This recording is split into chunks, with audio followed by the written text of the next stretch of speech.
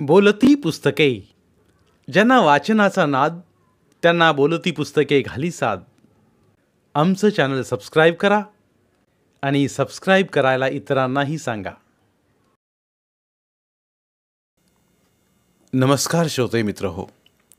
बोलती पुस्तके सादर करीत आहे लेखक ग वा बेहरे लिखित कथा मुकाबला.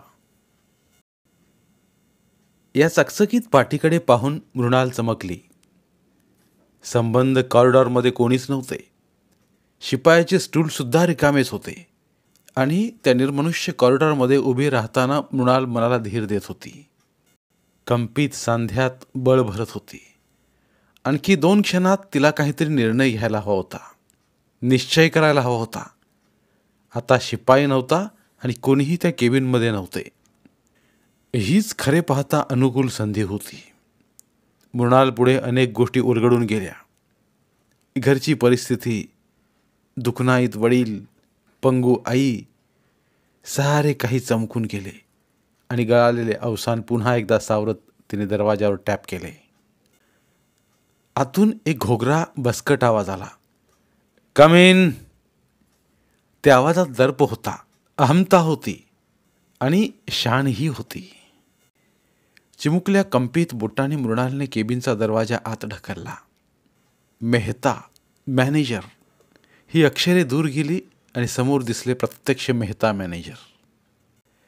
त्या प्रशस्त एअर कंडिशन्ड खोलीतल्या झुलत्या खुर्चीत मेहतांचा जाडाजुडा देह कोणीतरी जणू कोंबलाच होता. समोरचे भव्य महोगनी टेबल त्यांच्या भव्यतेपुढे क्षुद्र वाटत होते. भिंतीतले कपाट त्यांच्या अधिकाराखालील खात्यासंबंधीची पुस्तके, कात्रणे, परिसंवाद, इयरबुक्स, रिपोर्ट्स, बॅलन्स शीट यांनी खच्चून भरले होते. या खोलीत सारे वैभव, सत्ता आणि अहमता प्रत्यक्ष राबत होती. मृणालने सारे झटकन पाहून घेतले आणि त्याबरोबरच मेहतांनाही. मेहताने नुकताच फोन खाली ठेवला होता आणि फोनवर काही अप्रिय संभाषण केल्याच्या आठ्या त्यांच्या गोबऱ्या फुगीर चेहऱ्यावर उमटलेल्या, कपाळावर उरल्या होत्या. मृणालची मूर्ती समोर पाहताच त्या आठ्यांचे एकदम स्मितात रूपांतर झाले. त्या स्मिताचा अर्थ मृणालने ओळखला. अलका ॲश्युरन्सच्या पर्सनल डिपार्टमेंटचे इंटरव्ह्यूला पत्र आले तेव्हा तिला विलक्षण हर्ष झाला. एवढा की त्या हर्षापोटी ती एकटी गावभर भटकून आली. वाटेत घर लागले म्हणून उर्मी प्रधानच्या घरात शिरली.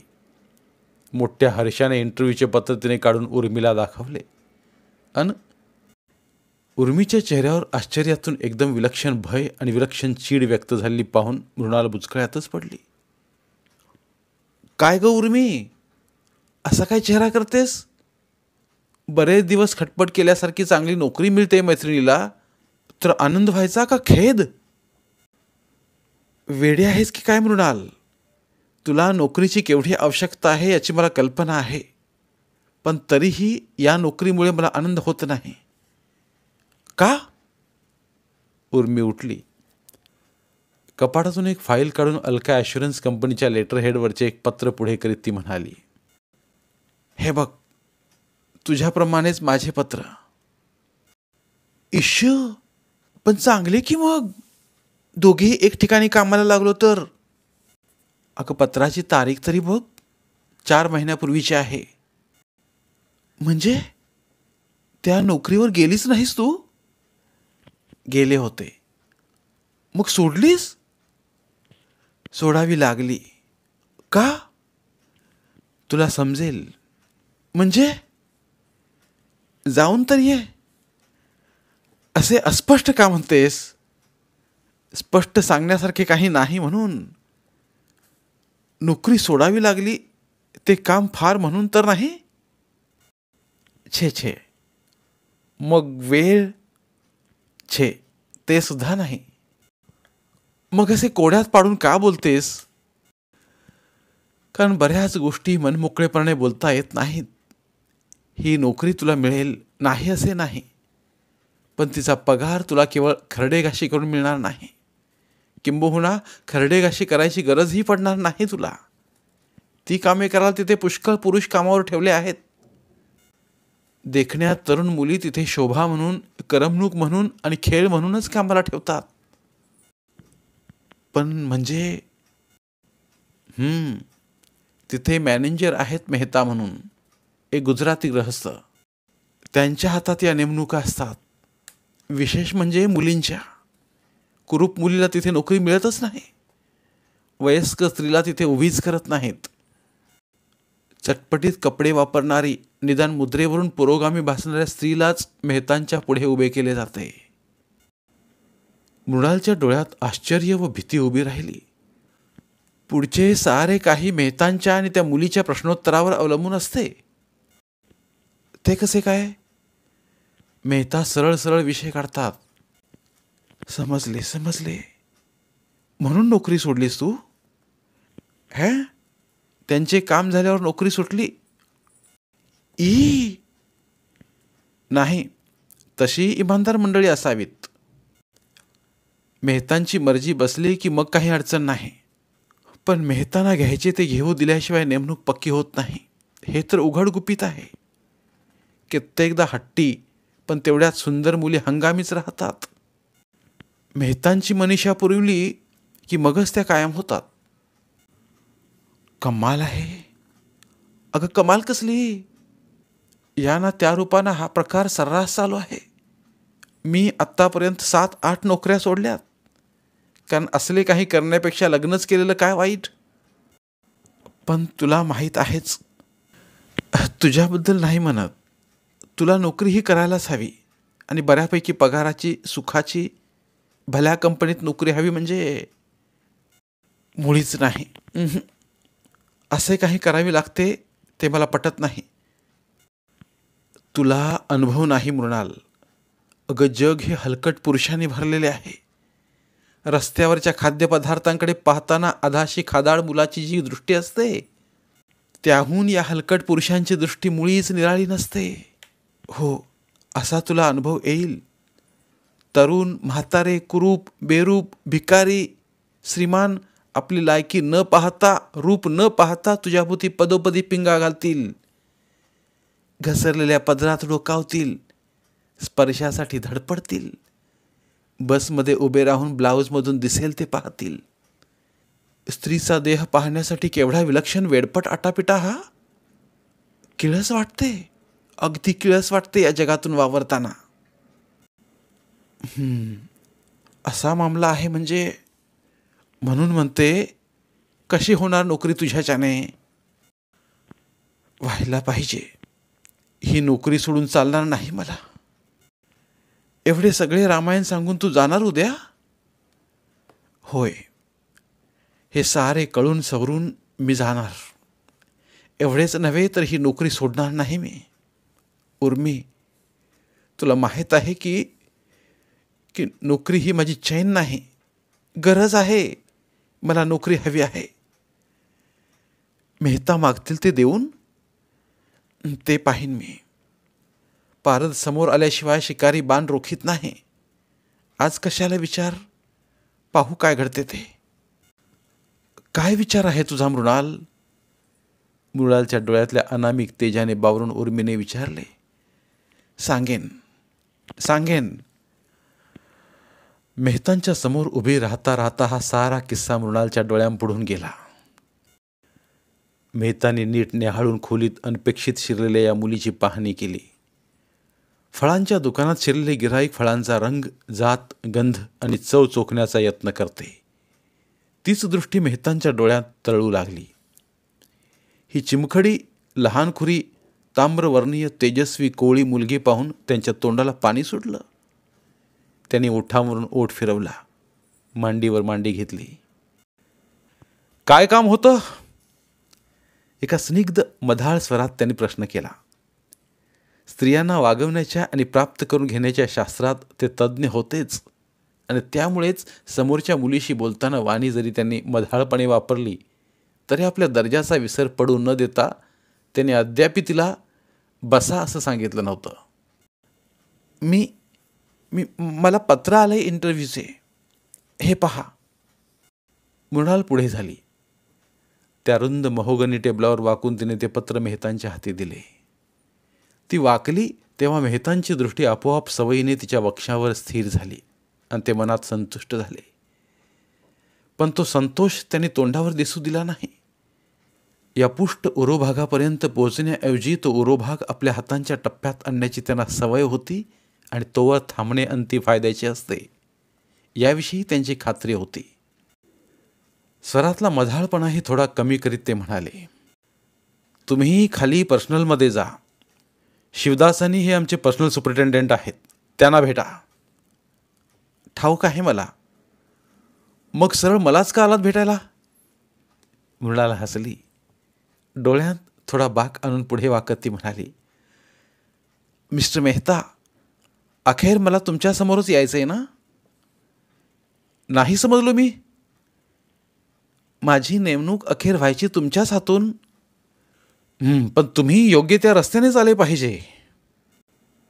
योग्य त्या रस्त्याने नाही तरी योग्य त्या ठिकाणालाच आले आहे मी, याविषयी माझी खात्री आहे sir. This is nonsense. No. Mrinal थोडी नीट आणि ताट उभी राहिली. मिस्टर मेहता, उगाच आडवळणाचा रस्ता हवा कशाला? नोकरीवर ठेवण्याचे अखेर तुमच्याच हाती आहे. तुमची इच्छा असेल, तुम्हाला उमेदवार आवडला असेल तरच केवळ नोकरी मिळणार, हेच तर सत्य आहे. मिस्टर मेहता, ही मी इथे उभे आहे. माझे वय 21. दिसायला मी ही अशी आहे. मला नोकरी हवी आहे, कोणत्याही अटीवर, काहीही करून. तुम्ही ही नोकरी देऊ शकता. तुमच्या काही अटी आहेत त्या मला मान्य आहेत. लांबवा हवी कशाला? त्रासदायक प्रश्नोपप्रश्न हवेत कशाला? मी पसंत आहे का तुम्हाला? पहा बरे. विस्मयचकित होऊन मेहता पाहतच राहिले. मी फारशी रूपवान नाही, शिकलेली नाही, पण स्त्रीला जे जे शिकायला हवे ते मी उत्तम प्रकारे जाणते आहे. मी तुमच्या चांगल्या प्रकारे उपयोगी पडेन मिस्टर मेहता, सर्व प्रकारे. मिस्टर मेहताने एवढा रोकटोक व्यवहार कधीच केला नव्हता. मेहता खुशीत असले आणि तसे ते असतच नेहमी की मग एखाद्या नव्या मुलीला इंटरव्ह्यूचे बोलावणे जाई. मुलीचे रंग, रूप आणि प्रत पाहून शिवदासाने तिला मेहताकडे पाठवीत. 6 महिन्यांच्या प्रोबेशनच्या अवधीत अंतरे तुटत जात आणि एकतर ती मुलगी नोकरी सोडून जाई किंवा मेहतांची मर्जी संपादन करी. समोरची मुलगी त्यांना आवडली होती. आवडावी अशीच ती होती. मेहतांना वाटले की उघडी वागडी कोवळी कोवळी अशी मुलगी लिलया उचलून घेता येईल. फुलपात्रातल्या सुगंधी पाण्याच्या घोटाप्रमाणेच तिच्या मुखातून चुंबन घोट घेता येईल. बोटांना चाळा म्हणून तिच्या उगवत्या ओरोजांना स्पर्श करता येईल. काम क्रीडेतल्या आक्रमकतेमुळे भयग्रस्त होणाऱ्या त्या कोवळ्या मुलीला हळूहळू निकट घेत आपण सुखाचा पहिला धडा शिकवू. आजवर त्यांनी हे अनेकदा केले होते, पण त्यावेळी समोरच्या मुली अजान होत्या, कोवळ्या होत्या, नवख्या होत्या. त्यांना सारे अपरिचित होते. अर्धांड राक्षसी देहाच्या दर्शनाने त्या भयचकित होत. आणि मग केव्हा आपण गमावले आणि मेहताने गिळून टाकले हे त्यांना कळतही नसे. समोरची मुलगी निराळे आहे हे खास. मेहताना काय पवित्रा टाकायचा तेच समजेना. ते गोंधळलेले आहेत हे मृणालने टिपून घेतले. मेहता, जगात सर्व गोष्टी व्यावहारिक असतात. देवाणघेवाण ही आलीच. माझ्यासारख्या मुलीला तुम्ही नोकरी तरी उगाच का द्यावी? माझ्याजवळ जे देण्यासारखे आहे ते मी अगदी खुशीने द्यायला तयार आहे. तुम्ही हा सौदा खुशीने कराल मेहता? बघा तरी. मृणाल थोडी ताट उभी राहिली. तिने मुद्दाम पेरलेल्या बिनबाह्यांच्या पोलक्यामुळे तिच्या सतेज यौवनाचे बाहुटे दिसत होते.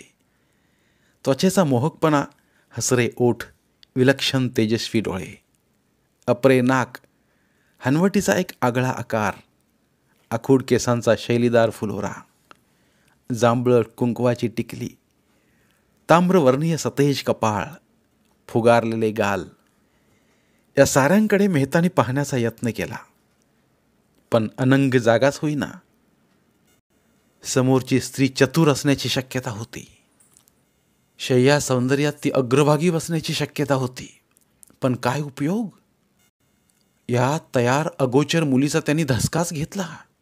काय बोलायचे, कसे वागायचे अल्का ॲश्युरन्स कंपनीची सारी जिम्मेदारी ज्यांच्यावर होती अशा या समर्थ माणसाला समोरच्या आमिष मोह पाडत होते. रागाचे शब्द बोलू देत नव्हते, पण गोडीही वाढवू देत नव्हते. एखाद्या जहरी नागिनीवर घाव घालायच्या वेळी तिच्या पिवळ्या धमक चमकदार कांतीवर मंत्रमुग्ध व्हावे असे काहीतरी घडले होते. चकव्यात सापडल्याप्रमाणे मेहता चुकले होते. मला वाटते तुमचा काहीतरी गैरसमज होतोय. आम्ही इन्शुरन्स विकतो, इन्शुरन्सचे सौदे करतो. तुम्ही म्हणता तसले व्यवहार होत नाही तिथे. मृणाल हसली आणि पुन्हा एकदा हसली. त्या हसण्यातला किणकिणीत पण सुसाट येणारा उपहास मेहतांच्या अगदी मर्मस्थानी लागला. एवढा की ते घायाळ झाले. आजवरच्या साऱ्या संघातील गंमत नष्ट करून टाकणारा तो चावरा हास्यध्वनी अगदी नसानसातून फिरला आणि त्याने ते घाबरे झाले. You can report mister Shivdasani. You are appointed. समोरचा एक फॉर्म घेऊन त्यावर सही करून त्याने तो मृणालच्या हाती दिला. मृणाल आता हसली. ते हसणे आणि मघाचे हसणे अगदी वेगवेगळे होते.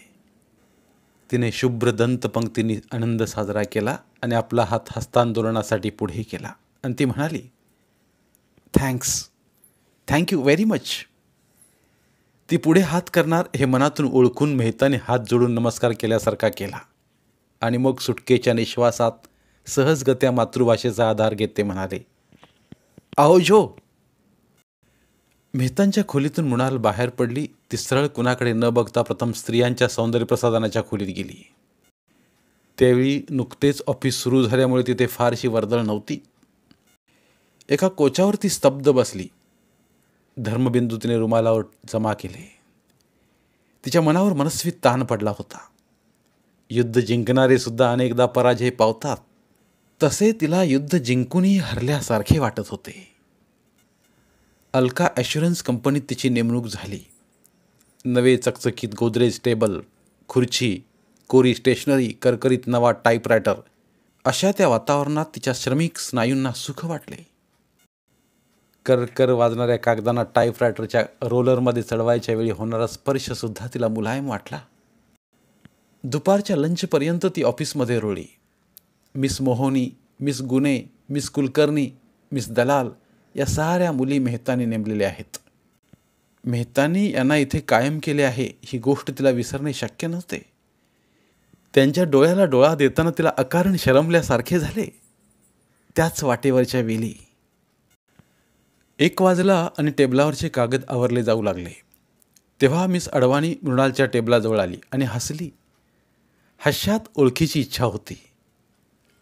आज आलात? तुम्ही इथं किती वर्ष आहात? छे, अजून मी कन्फर्म झाले नाही. म्हणजे? हे आश्चर्य थोड्या प्रमाणाबाहेर जास्त झाले होते. त्याचे कारण अडवाणीला उमगले नाही. अडवाणी कन्फर्म झाली नाही हे कळताच तिच्याबद्दल अकारण ओढ मृणालला वाटू लागली.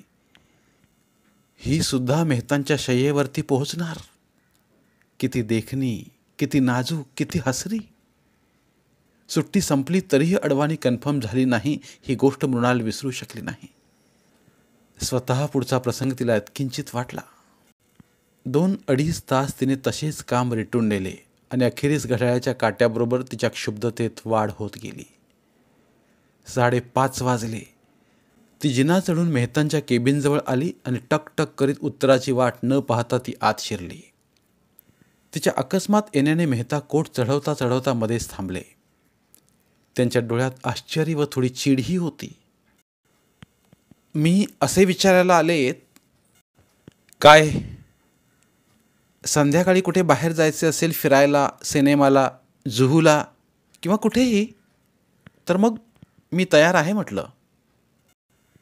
काय म्हणता? उगाच भेडस्तेपणाने तुम्ही विचारणार नाही म्हणून मीच समक्ष आले. मला विलायती पद्धतीने नृत्यसुद्धा येते. जायचे ना आपण कुठेतरी? मेहता गोंधळलेले होते, भांबावले होते. ते एवढंच म्हणाले, no, I am busy otherwise.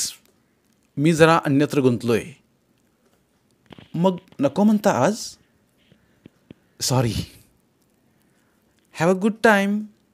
मजेत घालवा वेळ. आणि अत्यंत सफाईने उंच मानेने तिने ऑफिसबाहेर पाऊल ठेवले आणि अंगावर मस्त झुंजार वारा कोसळू दिला. तिला असे वाटले होते की निर्मल संतत धारेखाली उभे राहावे आणि आपला देह सचैल धुवून काढावा. घाण आणि दुर्गंधी यांची किळसवाणी संगत तिला नको होती. ती घरी पोहोचली. भावा बहिणीत ताई झाली आणि आईबापांची लेक झाली.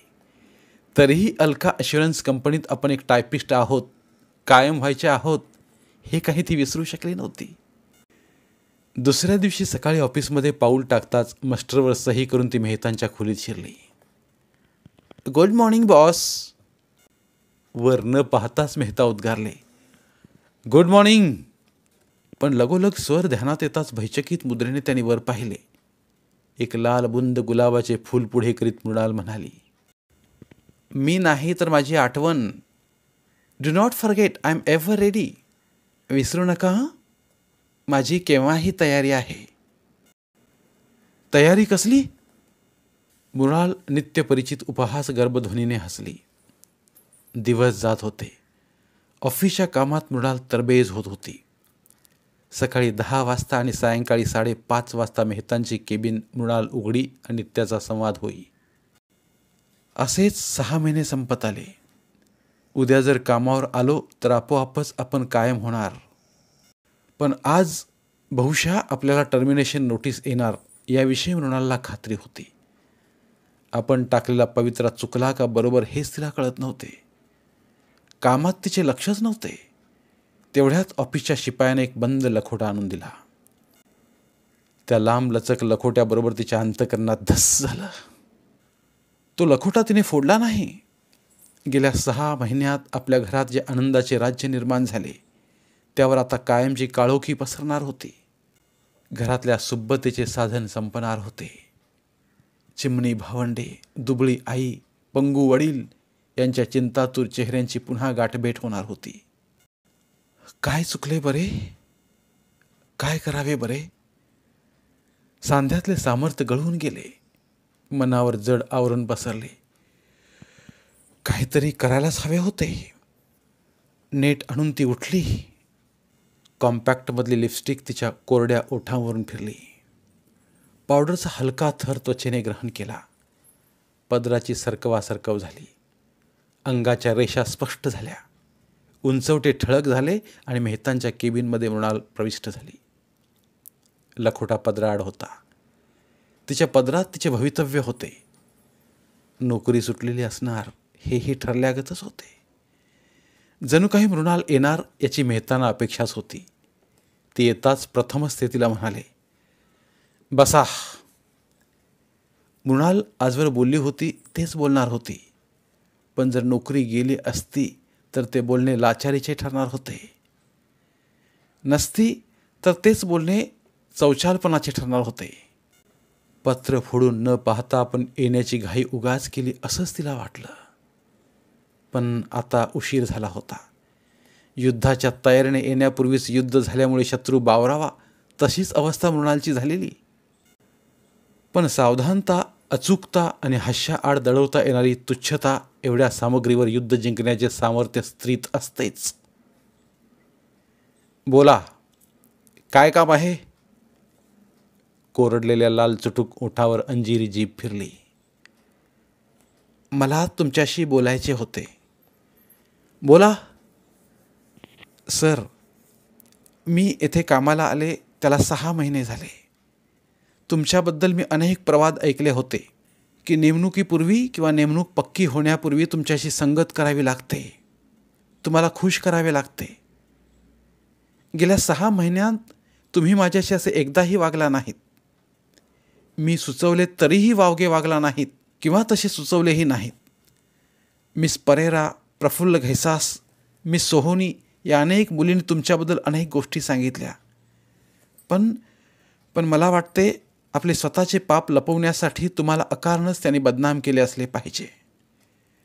तुम्ही चांगले सत्प्रवृत्त, सांसारिक आणि जबाबदार वागलात मेहता. या चौचाल मुलींनी आपल्या आणि त्यांच्या भेटीच्या वेळची हॉटेलची नावे एवढ्या तपशिलाने सांगितली की मेहता मला वाटले मी फसते आहे मी. त्या म्हणतात तेच खरं असेल. मेहतांचा चेहरा लोखंडी होता. नित्याचे मार्दव, भय, कृत्रिमपणे आणलेला मोकळेपणा, आपल्या सामर्थ्याची ऐट आता फक्त एक निर्विकार भावना शून्य आणि तरीही आश्चर्यचकित चेहऱ्यात व्यक्त झाली होती. त्यांना या मुलीच्या मनाचा अंदाज आजवर लागलेलाच नव्हता. आज त्यांची उमेद निराळीच होती. उंच मानेने चाललेल्या अगोचर मुलीची उपेक्षेनं ते हेटाळणी करणार होते. पण संभाषणाचा धागा त्यांना अनुकूल व्हायला हवा होता. पण माझ्या अनुभवावरून तुम्ही खरोखरच सज्जन आहात आणि त्या टवाळखोर मुलीच डॅम्बिस असल्या पाहिजेत. उगाच एखाद्याच्या चारित्र्यावर कलंक लावणे केवळ अन्यायाचेच आहे. मला त्या भेटल्या म्हणजे एकेकीला मी सुनावणार आहे. मेहतांना निराळीच भीती उत्पन्न झाली. एक टाळायला जावे आणि दुसरेच उभे राहावे तसेच झाले म्हणायचे हे. छे, मिस मृणाल भिडे, त्यांच्याकडे काय लक्ष द्यायचंय? असे कुणाकुणाचे म्हणून तोंड बंद करणार? वा, उगाच एखाद्याच्या अब्रूवर निखारा ठेवणाऱ्या असल्या गावभवान्यांना शिक्षाच व्हायला हवी, होय की नाही? मेहता या चिमुरड्या मुलीच्या आवेशपूर्ण डोळ्यांतून तिचा थांग लावू पाहत होते. एकदा त्यांना वाटले की झटकून टाकलेले झुरळ पुन्हा अंगावर दुसऱ्या भागावर पडावे आणि मग ते सापडता सापडू नये, असं या कार्टीने आपल्या परिचयाने करून सोडले आहे. एकदम ओठांचा चंबू करून चेहरा मोरा बदलून निराळ्या आवाजात ती म्हणाली, असे तर नसेल ना मेहता की मी मुळी तुम्हाला आवडलेच नाही असं? मेहता गप्प होते. होय, मी तरी किती खुळी. काय माझे रूप, आकार, ना बांधा ना सजावट. मिस अडवाणींचे सौंदर्य कुठे आणि माझे कुठे? मी कशी आवडणार तुम्हाला? No, you are going too far. अडवाणींचे नाव काढायचे काय कारण तुम्हाला मिस भिडे? माझ्यापेक्षा किती देखणी आहे, नाजूक आहे, मिळण्याजोगी आहे. आणि मिस्टर मेहता, अजूनही ती कायम व्हायची आहे. मी वेडी माझ्याबद्दल कसले आकर्षण वाटणार तुम्हाला? मी खुळी. अडवाणीसारखी सुंदर, कोवळी, गोड मुलगी उपलब्ध असताना मी कशी आवडणार तुम्हाला? मेहताने औंढा गिळला. काही खरे होते, बोलण्यात तथ्य होते. अडवाणी वळणावर येत होती. आपल्या उग्र, दणकट, तामशी शरीराला कोवळी शेज लाभणार या मनोगतात मेहता खुश होते. आपल्या बोटांनी या चिमुरड्या मुलीचे गाल कुस्करता येतील त्यावेळच्या गालांच्या मलईचे माप बोटे शोधित होती. ब्लाऊजची बटणे सोडताना पाठीला बोटे लागू नयेत एवढे नाजूकपणाचे कसब त्यांच्या रुंद निबर बोटांत होते. भयचकित झाल्या अडवाणींच्या डोळ्याला कामातूर आणि कामाक्रमी दृष्टी भिडवीत ते आपली बोटे त्या धवलांगीच्या अस्पर्श शरीराचा शोध घेत फिरवणार होते. अडवाणीचा सारा देह आता त्यांच्या दृष्टीपुढे नागवा होऊन सरकला होता. त्यांच्या यत्नाला सिद्धी आली होती. आता काही अडसर होते तेही बलिष्ठ अशा या स्थानामुळे दूर होणार होते. आपल्या देहाचा उग्रपणा, तप्तता, तामसीपणा, अवजडपणा, कोवळ्या, नाजूक, लाडीक तारुण्याच्या सहवासात त्यांना विसरता येणार होता.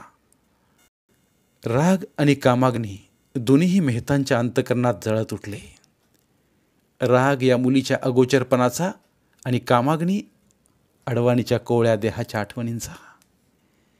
ते काही बोलणार एवढ्यात मृणाल म्हणाली, मी निरोप घ्यायला आले आहे साहेब. निरोप? तो का? मला टर्मिनेशन नोटीस मिळाली. टर्मिनेशन? नाही जमला व्यवहार कंपनीत. नाही पडला पसंत माल. तसे काय कमी आहे माझ्यात मेहता? फुकटाला तर महाग नाहीच. बघा तरी. मेहतांनी पाहिले. घसरलेल्या पदराआडून दिसणारे जगावेगळे मोठे वक्ष प्रथमच त्यांच्या डोळ्यांना भिडले. क्रमाक्रमाने तिच्याकडे दृष्टी फिरली.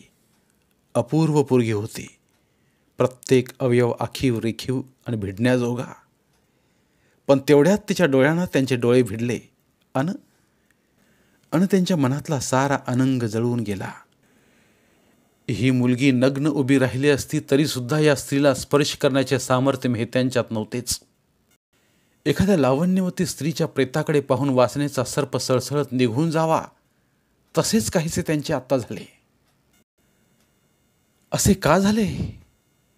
मेहतांना कळत नव्हते की या मुलीच्या दर्शनाने, वर्तनाने आणि संभाषणाने पेटलेला अग्नी विझत का येतो. जाऊ मी? आवाज जड झालेला होता. का? सांगितले ना की नाही जमले म्हणून. जे मिस कुलकर्णीला जमले, जे मिस दलालाला जमले, ते मला जमले नाही. माझी हकालपट्टी झाली.